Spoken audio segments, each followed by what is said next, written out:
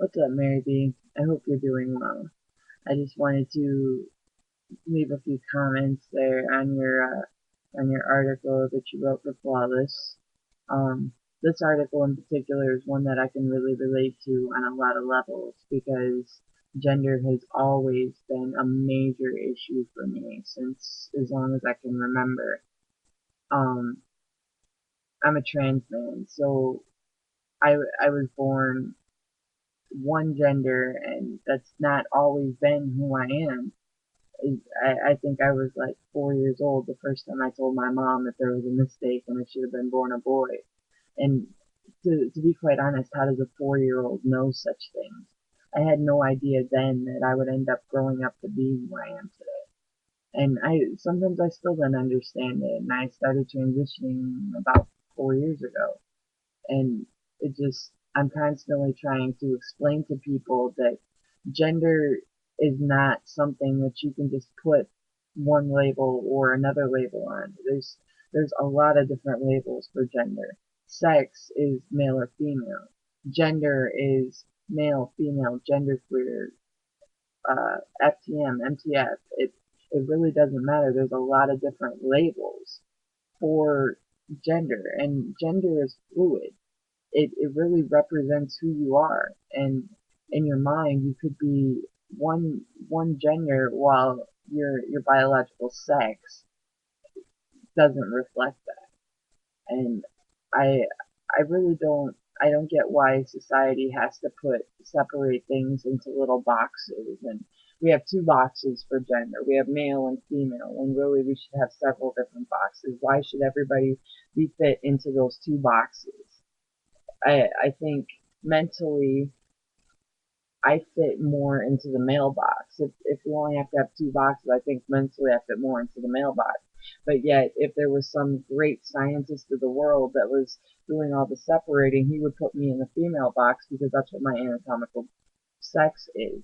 And I just, it's really hard to explain to people that it shouldn't matter what other people think as far as gender goes. It shouldn't matter if you see two butches holding hands walking down the street or two femmes together.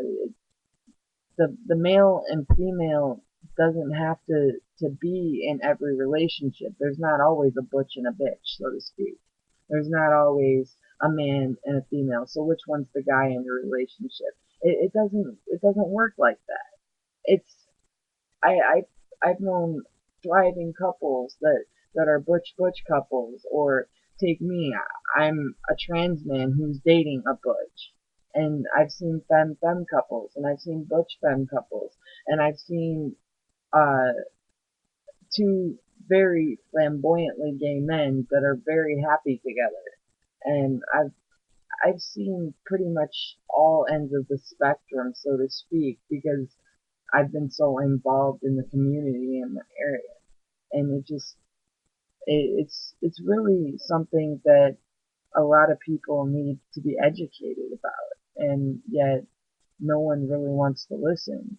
One of the one of the local universities had someone put together a program called the Gender Identity Training Program, and they went through and they started training the staff and the faculty and even certain campus groups on gender identity and different gender roles and awareness and how to deal better with the different ends of the spectrum, so to speak.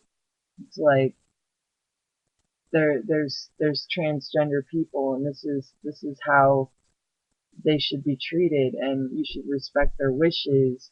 And they teach all about using proper pronouns and chosen names, and it's a really successful program. And I actually just recently found out about it from a friend about a month ago, and it's been going on for a few years apparently. I might have heard a few things about it before, but it started out in the local university, and then it branched out into the other universities in the area, and it's pretty much gone all over the city and all over this, like, I think within 100-mile range, they've traveled around to do this training program. It's been very successful.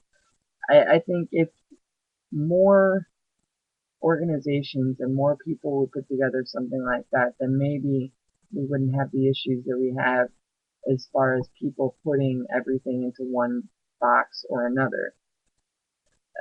If more workplaces would be willing to bring programs like this into their workplaces, then we wouldn't see people, you're a girl, why aren't you wearing a dress?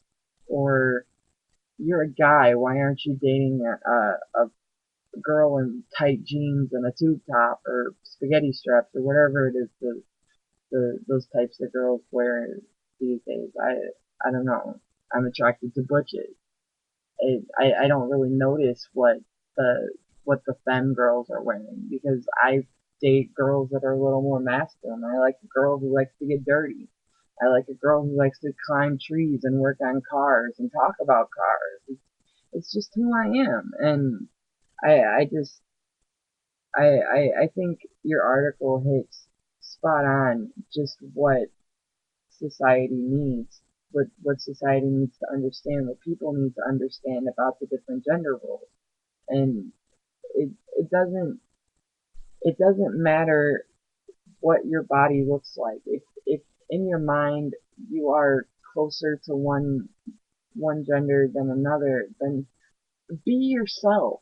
Don't let other people tell you how to act. It that's pretty much the bottom line right there. Just be you. Be true to yourself. Don't let other people decide what who you're supposed to be based on what they think you should be. I spent 17 years of my life trying to be a girl, to please my family, to please my friends, to please my church. And I couldn't keep lying to myself. It it almost killed me. And now I couldn't be happier.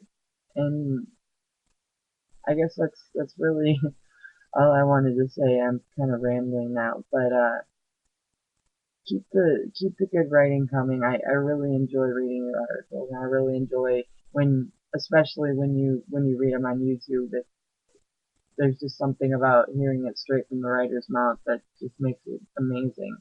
So thanks again, and have a good day.